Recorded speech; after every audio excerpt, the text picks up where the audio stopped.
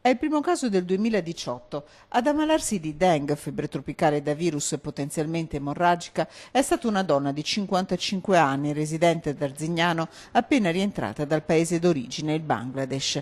Una febbre sospetta per i sanitari che hanno attivato il protocollo previsto dalla regione e appena ottenuti i risultati, giovedì pomeriggio, ha avvisato il comune che ha operato una disinfestazione straordinaria all'alba di venerdì nel raggio di 100 metri dall'abitazione della donna. Nessun rischio, precisano le autorità sanitarie. Assolutamente nessun rischio. Il motivo della nostra attenzione e sorveglianza è che abbiamo una zanzara che è la zanzara tigre, che viene chiamata in termine scientifico Aedes albopictus, è potenzialmente competente nella trasmissione.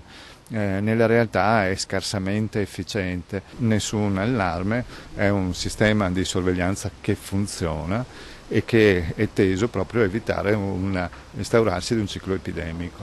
Frutto della sorveglianza della regione sulle febbri estive e la scoperta del caso di Dengue, in Italia non c'è il vettore, la zanzara Aedes aegypti, ma la zanzara tigre potrebbe diventare una buona alleata e per questo i protocolli sono rigidi. Ma quali sono i sintomi della malattia? La Dengue è una malattia febbrile che si manifesta attorno ai 7 giorni dopo che uno è stato punto da una zanzara infetta e la complicanza più temibile sono le forme emorragiche che si manifestano in percentuale circa il 30% dei casi e sono legati essenzialmente alla seconda infezione, cioè quando una persona ha già degli anticorpi. In questo caso la cinquantenne sta bene, i sanitari non hanno neppure valutato il suo trasferimento al San Bortolo di Vicenza e venerdì è stata dimessa.